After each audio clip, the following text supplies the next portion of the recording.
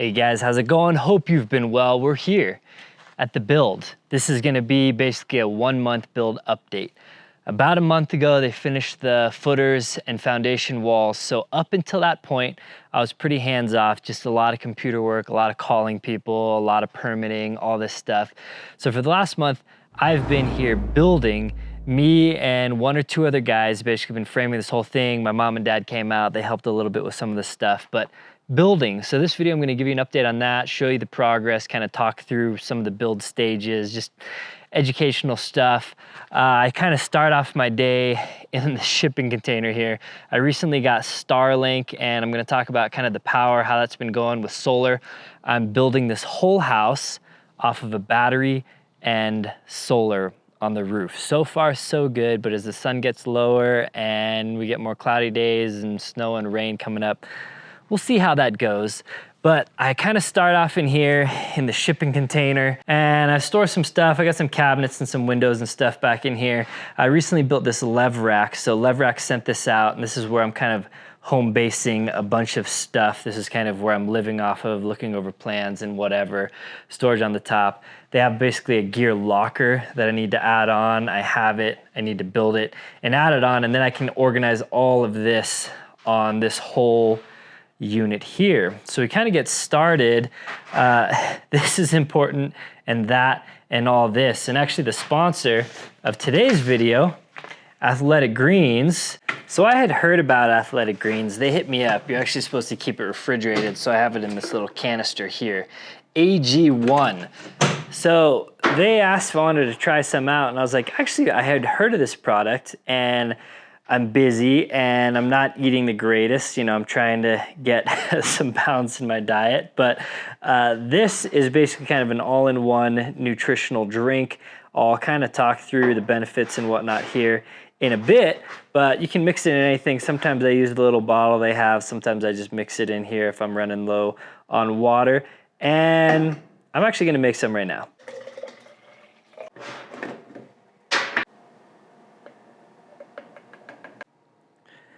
So it is a greens powder, but it's more than that really. So you can go to the website for more info because I won't cover all of it because I'll take like 20 minutes, but it's over 75 ingredients, helps with immunity, health. It has pre and probiotics, phytonutrients, a lot of plant-based stuff obviously in here. Gives you energy. I want to stay healthy, have energy, have mental clarity.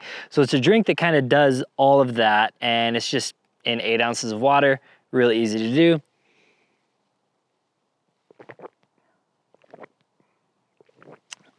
And to me, it's kind of an interesting, it kind of tastes like, this is gonna sound super weird, but it tastes like kind of an earthy bubblegum flavor to me.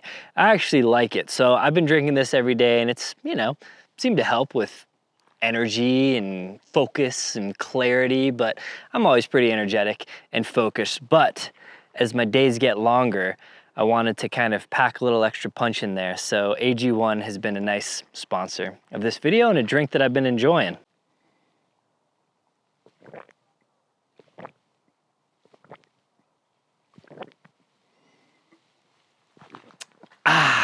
So yeah, it's just one easy, healthy thing to kind of work into my routine. They are giving you guys some free gifts down below. So they give me a link, athleticgreens.com/ it's either LLOD or last line of defense. It's right down here and in the video description as well. They're gonna give you a free 1-year supply, I believe, of the Vitamin D3 and K2 supplement, and then like little daily, like little individual size pouches of this so you can take it on the road. But yeah, thank you Athletic Greens AG1 for sponsoring this video. And yeah, check some out yourself. So that I've been keeping in here in the Dometic with all my other snacks and drinks and foods. As you can see, I've been trying to drink a lot of protein shakes as well. I drink a lot of protein at home, so taking that on the road here. And then we have the Delta Pro setup. It's currently charging. It's pretty overcast right now, so we're only getting 150 watts in right here. I also have this guy hooked up to a second battery here. So this is the new Delta with an external battery and this is also hooked up to solar. So I'm gonna talk about this whole setup a little later. I kind of just want to get into the build and then talk a little bit about gear and stuff after. But 2 products. This one has primarily been powering the build, but sometimes this as well. This is a little heavier, so we run an extension cord over to the job site.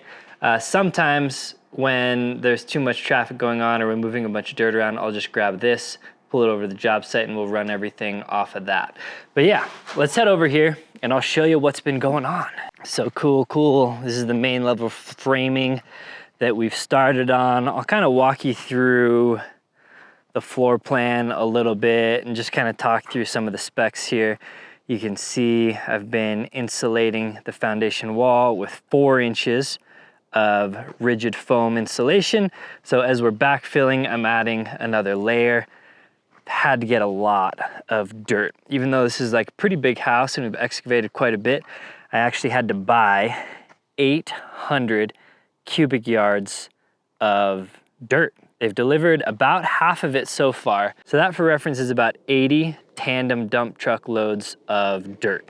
So they've been bringing that here and there. I really wish they would just up their game and drop it all off at once, but they've been dropping a handful of trucks off here and there. But a lot of dirt in my life to kind of backfill because we're gonna bring this up to grade. This black stuff is waterproofing.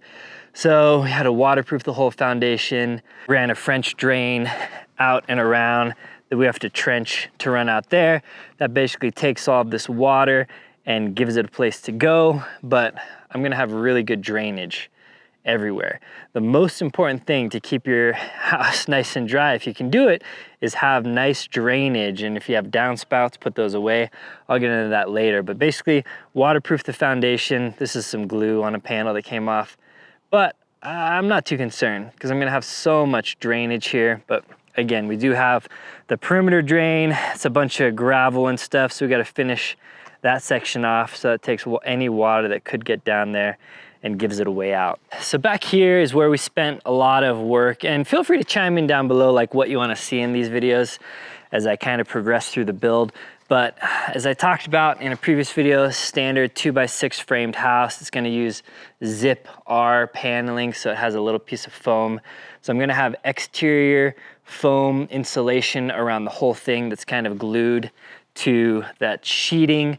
And so basically what we've done is framed out all of the basement, except for the interior walls. So this was a wall. My plumber is gonna be a while, the concrete was gonna be a while, and everything. So I had my engineers redo a little thing here. This was originally gonna be a reinforced concrete slab in this portion, but we poured its own dedicated kind of single pour footer with a curb detail so we could frame this wall, because that wall supported those trusses above.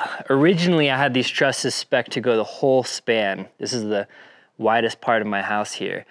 And I ended up being able to save about $10,000 in trusses if we could break them on this load-bearing wall here. So engineers did up a new detail. So this is a load-bearing wall that we could put in before pouring the slab, and got all the roof trusses on. These are about 18 inches.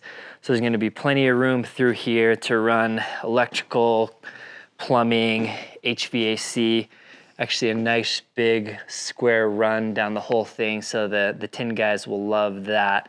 That's resting on an LVL ledger, ran the whole way. Any wood that's touching wall is either has a moisture barrier that we basically taped or glued to it, or it's pressure treated. So I had some questions about that. There were some spots that we're using non-pressure treated stuff, but we have the moisture barrier basically between there. And then anywhere additionally on the bottoms here, we're using sill sealer as a capillary and air brake.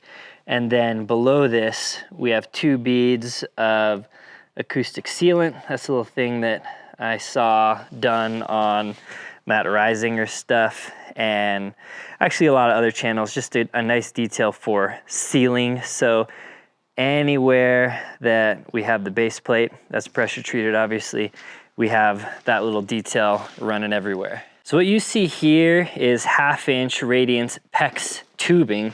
This is actually from Vevor. I don't even know if it's pronounced Vevor. They sent me all of the PEX that I needed for this job conveniently. Their company I've bought tons of stuff from in the past. They sell like everything under the sun, but they also make, this is oxygen barrier PEX. These came in 1,000-foot rolls. This is about 2/3 left on a roll here. This is kind of how we unrolled it. So they, I believe, gave me a coupon. I'll link that down in the video description below if you need to buy PEX or other stuff from them. This is actually sold on Amazon. So they sent out a little, but I bought more. So I bought enough to run Radiant in my barn as well. So if you want to get any of that, check out the video description below, and thanks for sending it. So this is on 1-foot gap spans. This is on a wire mesh. We do have little concrete blocks to raise this wire mesh off the ground. So that's kind of the next step. It was easier to run all this stuff before we put the blocks in. So the blocks are gonna be there raised to raise this whole thing off the ground and put the PEX a little bit higher into the 5-inch poured slab. So this is reinforcement. I'm also getting fiber reinforced concrete, so the slab will be super tough. So this is a 10 mil poly, and below you can kind of see this below is rigid foam insulation. So this is the stuff that is good for, it's 2 inches. I could have gone thicker. Some people do 4, 8, 10, so they go crazy. But again, Colorado weather's not too crazy, but I did insulate below the slab. So you can either put the vapor barrier, the 10 mil poly sheet, that's kind of a vapor barrier, but mostly for radon blocking. So I have a passive radon system that's required by code. Eventually we'll cut all this down. This is kind of you see the dirty behind the scenes stuff, and some water's dripped down and kind of pooled in some of these layers because it's rained here. So that's what that is. It's really, really brown. But this is a radon, the pipe basically will go up, and then out. So it's a passive, that's a depressurization system. So radon gases, the soil, the granite, everything below decomposes, and it seeps up through different penetrations. So the plumber came and wrapped these around, but below that I have sealed both with caulking and flashing basically so no air can come up through this. So this is one continuous, and it'll get basically caulked and sealed to the wall once the slab is poured. So that stops any radon from being able to come through, especially through the plumbing penetrations into the basement. People that take radon seriously, take it very seriously. Whether it's a major problem, I don't know, but apparently it's the number 1 cause of lung cancer, I think, for non-smokers. So I think the number 2 after smoking, obviously. So we're mitigating the radon with layers of poly. So this is basically one continuous. And then I also did, I don't know if you can tell, you can kind of tell here, this red, I seam taped every sheet of the insulation as well, which is its own vapor barrier. So I kind of have basically double vapor barriers under here. And then all of the PEX. So I, on a piece of paper, basically designed all of the PEX runs where I want them to go.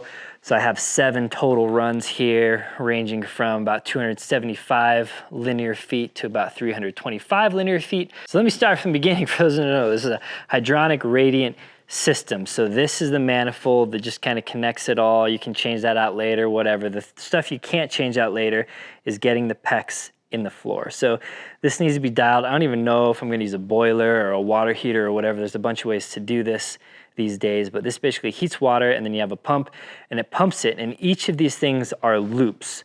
So it'll pump it and it'll loop, and then back. So you have the hottest water going out, loop, and as it goes through the slab, it's basically warming up this big concrete slab, so you have nice warm feet, and then the heat obviously will rise as well. So it's a super comfortable, quiet heat. But towards the end, the water is getting cooler. So really, until everything is equalized, you'll kind of have slightly warmer at the beginning, and then it kind of gets colder. So the areas with the highest heat loss, like the walls, I have the warmest PEX coming through and basically running the exterior first and then zipping back down. So these are some areas. I'm gonna have a staircase. I'm gonna have a cool, it's probably one of my coolest feature things in the house that I'm spending a little money on, a monostringer staircase. So we kind of mapped out roughly where we need some big plates and drill in. So you don't want to put a big concrete anchor where you might have PEX. So I've kind of mapped out the minimum amount of wall penetration. So this is where it's all going. So obviously this wall has a lot of penetrations in, but I left an area there, bigger area there, and an area towards the wall. Everywhere else, I tried to go through where doors are gonna be basically. This is the bathroom, it's gonna come out the door. This is another room, it's gonna go in the door. This is dodging most of that wall. And so this whole thing kind of took a while. Plumber, we had to trench all his stuff out. That inspection passed. Then we had to backfill it. Then we had to level out the whole basement. Then we had to put the insulation down, tape all the insulation. The insulation obviously has to go around. We cut holes in a lot of that stuff and then laid the sheeting and then laid out all the PEX. It's basically zip tied here every foot or two throughout the whole thing. Hooked that up to the manifold. Did a pressure test, so it was, I had it just sitting at 100 pounds for a couple days. I since just dropped that down to 20 pounds and it's been just sitting at 20 pounds. So when we do the pour, I'll probably pump that up to like 50 pounds, the foundation pour.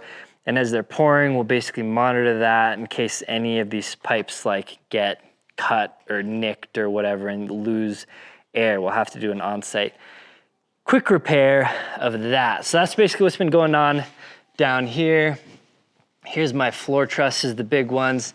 I have some big girder trusses up here that are making room for that stair hole.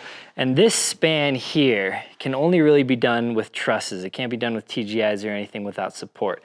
So I wanted just a big open basement. I did see a couple of you guys commented the floors might be kind of bouncy.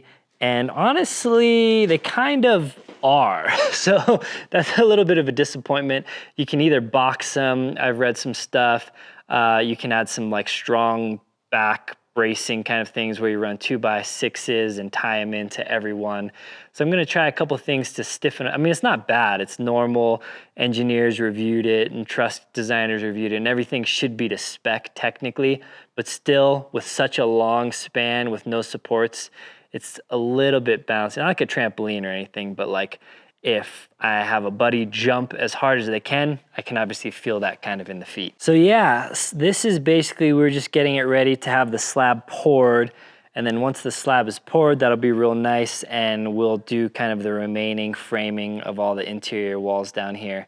This, again, this whole wall I talked about in the previous video is insulated exterior with 4 inches of rigid foam. So this is insulated underneath and that exterior wall. So this whole area will be kind of like the concrete will be able to warm up and just kind of maintain an even temperature. Or that's the plan. Then obviously we have this backyard here. This little opening here is a little over 16-foot span. It'll have 2 8-foot patio doors kind of walking out. It'll have a deck above it, but maybe I'll put a hot tub over here or whatever. And yeah, let's go up to the main floor. So I talked about it in the previous video actually before we get to the main floor. These are 2 bedrooms down here.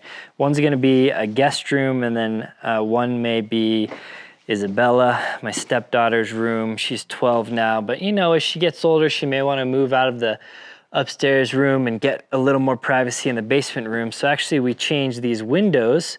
We framed them out. We didn't put the sill or the cripples in just so we could walk in and out easier as we're constructing. And this was where I talked in the previous video where I was like, it would actually be really cool if these were like patio doors, because a guest room, for instance, they could come in here and then kind of have access to the yard just through their room and it'd just be nice.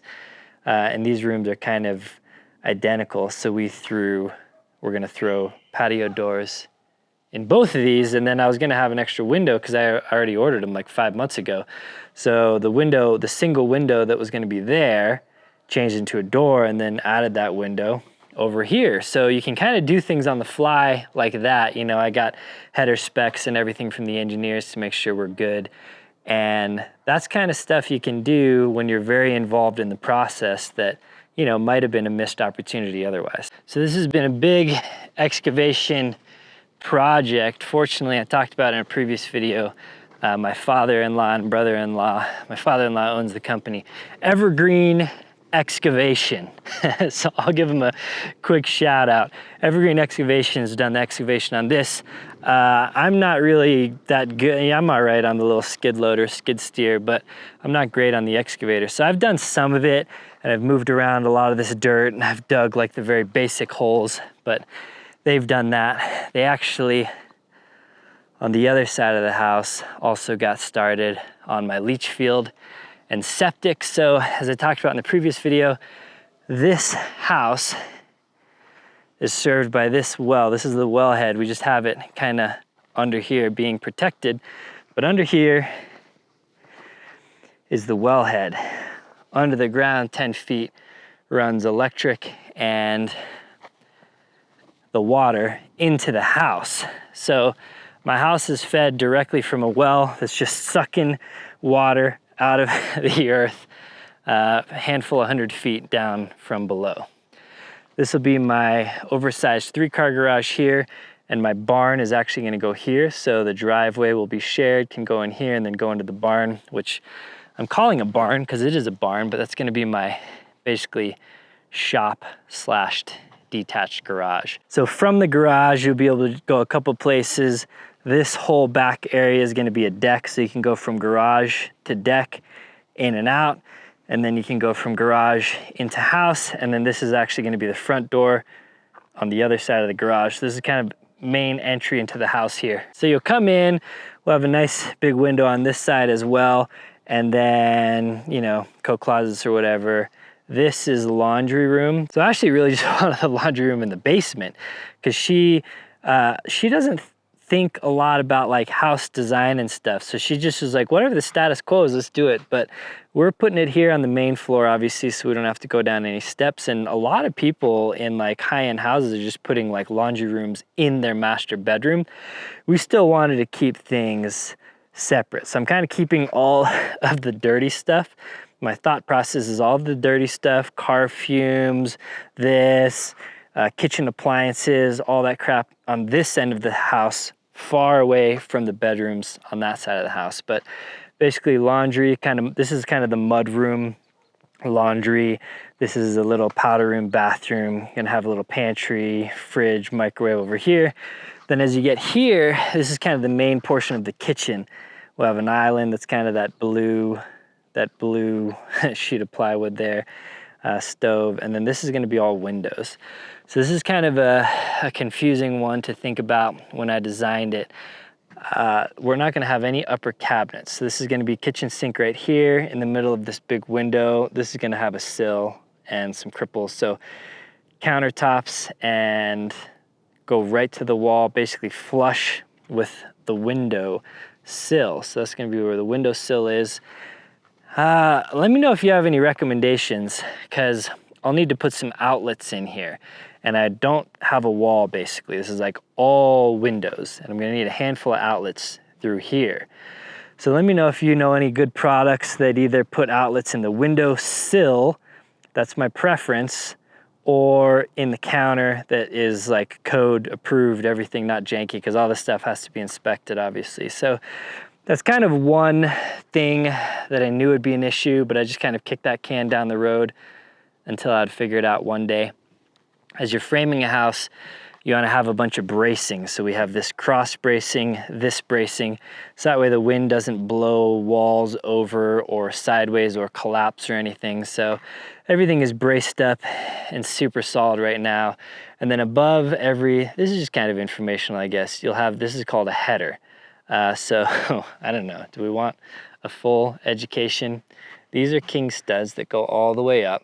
these are trimmers that basically are holding up the header. These are cripples, they're above or below, but the header, I'm using a lot of LVL headers, and that's basically like big chunky plywood, super robust beams for the longer spans. And then for some windows that have the shorter spans, we're just using dimensional lumber like 2x8s or whatever. There's a lot more to framing. This isn't gonna be a framing educational video. It's more of a status update. So you come in here, this is gonna be the dining room back here, patio doors out onto the deck. This is probably my favorite part of the property. Kind of wooded, I've talked about in the previous video, the little creek down there, and my property goes down and then up. So I'll never have any houses directly back here, anything to worry about. Do have a neighbor that way. If I do have a neighbor over there, I do have a neighbor over there. I have, you know, I can see a handful of houses from my lot, but nothing out here and nothing really out here. And the distance on some of these you can't really see in the camera, but way in the distance there's like some houses out there. But it's nice that I'll just kind of have uninhibited views and peace and serenity. And then here's the main part of my house that I probably like the most. I talked about sunshine, sunlight, heat from the sun in the previous video here.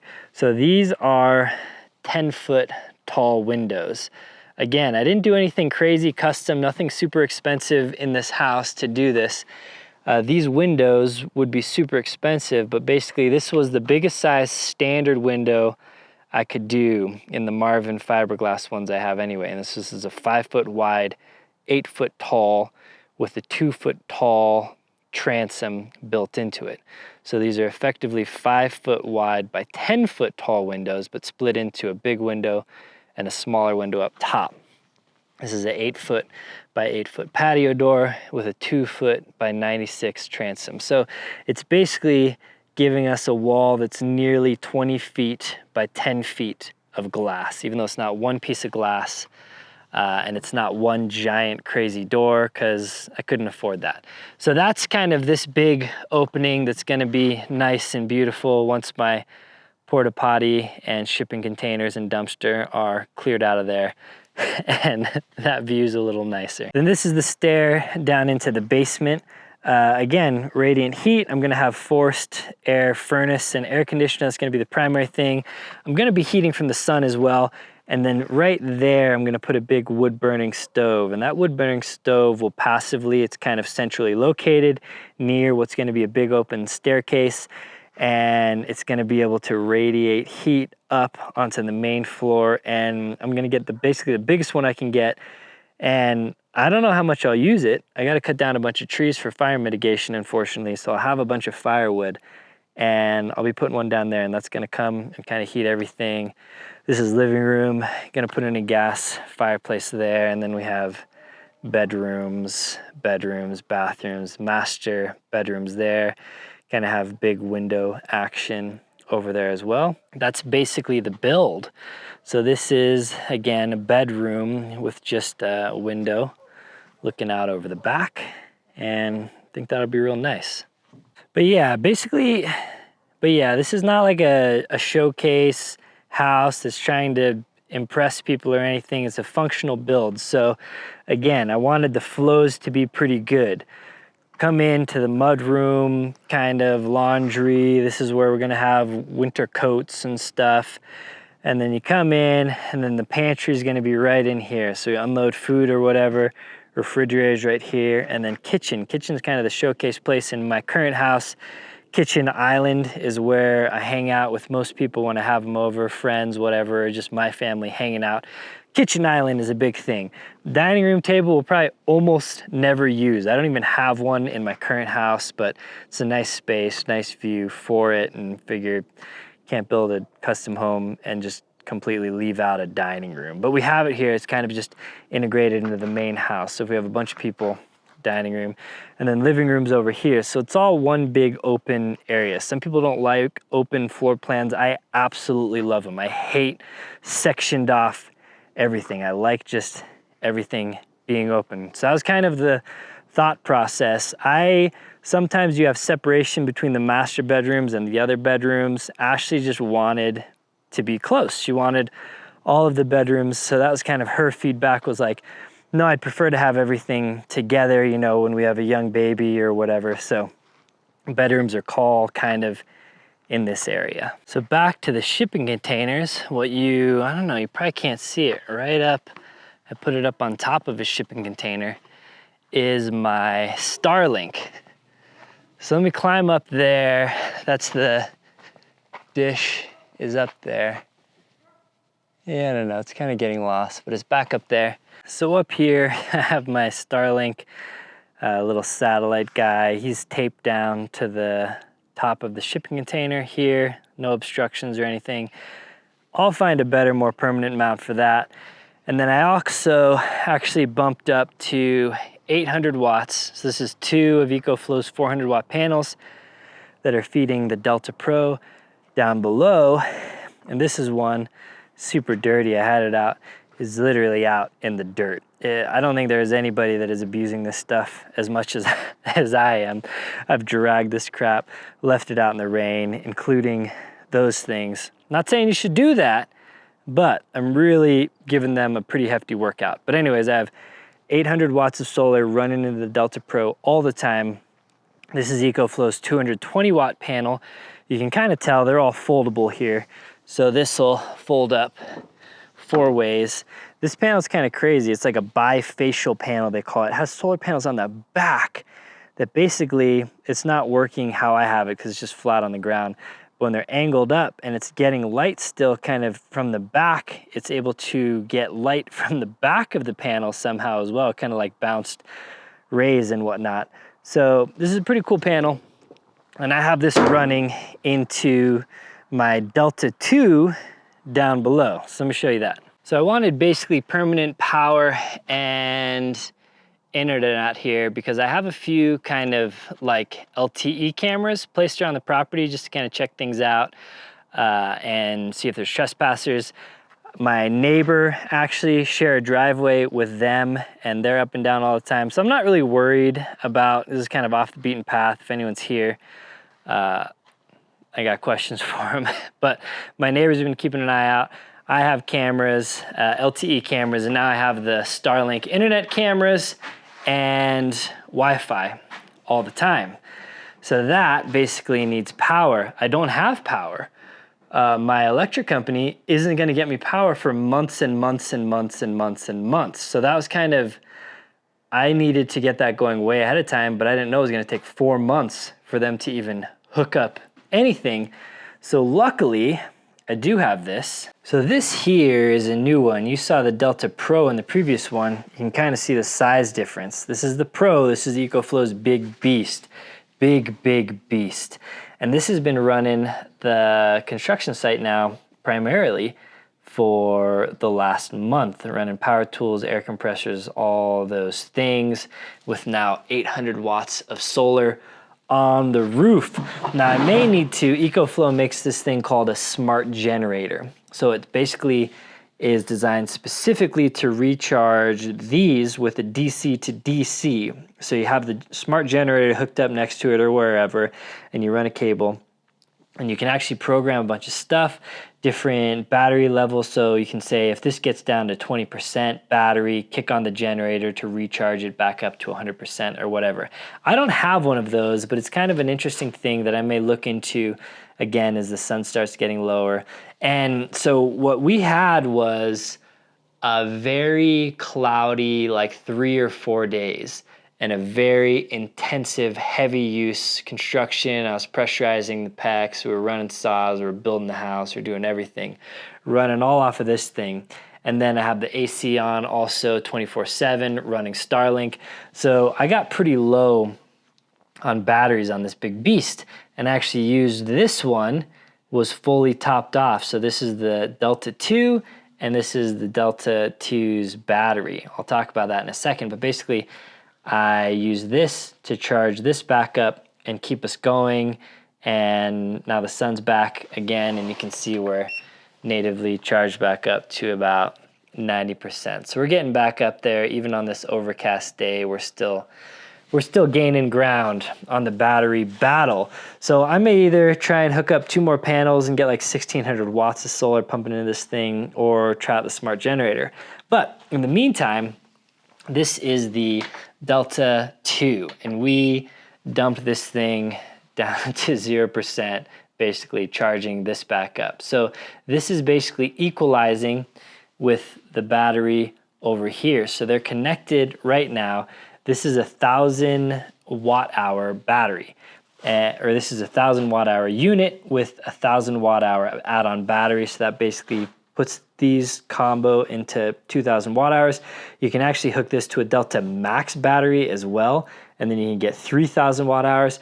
So what's cool is it's a little smaller portable powerhouse that you can take overlanding or just have at home for backup, or like me, bring to your construction site. And this one's super easy to move around. This one has a handle and wheels. It's not super hard, but when I'm moving it across like super rough terrain, then I just gotta pick it up and carry it. This one is super easy to carry. So we've had times where I've had people running a bunch of tracked equipment out here, and I just didn't want to run the extension cord across. So I just brought this baby over and we powered everything there. So this really has enough to power everything. It has outlets on the back. I'll flip it around here. So on the back, it has your AC input, your DC input. So right now the solar panels are hooked up, but you can plug it in with AC power as well. And these, the Ecoflows, are just the fastest charging things, fastest charging basically portable batteries, solar generators, whatever you want to call them, on the market. They charge fast. That's one of my favorite things, because if you have a power outage or something and the power clicks back on for a little bit, you've been running stuff off the battery, running it dry, and the power clicks on for 30 minutes, you can get a really good charge back up on this thing, and the power goes off and you've charged up. You can't do that with any other system that charges slower. But anyway, around back, we have AC ports, DC port for cigarette lighter, fridge type things. And then on the front, very similar to the Delta Pro and all of the Ecoflow products, we have USB-C, 100 watt USB-C, and a bunch of USB-A's on here, a screen that kind of shows everything. And then you just plug that in to that, and then it just works. So the thing I like about that is maybe you're thinking about getting a bigger system, but you really want a portable system, but you're like, I really want to be able to have more battery power for, you know, emergency power outage situations, because we got to run fridges or CPAPs or whatever, but I want to use the same unit and I want to take it camping, and I don't want it to be so big like this one. This is probably a slick little setup for you, because when you want to go camping or whatever, you can just leave the extra battery at home if you don't need that. Obviously, the extra battery itself is much cheaper than trying to buy 2 of these or whatever. So you just buy that, leave it at home, pack this in your car, go out camping, get your use out of it, come back, plug it back in as a home kind of battery backup thing. So anyway, wanted to show you that because I've been using it for a variety of stuff, the Ecoflow Delta 2.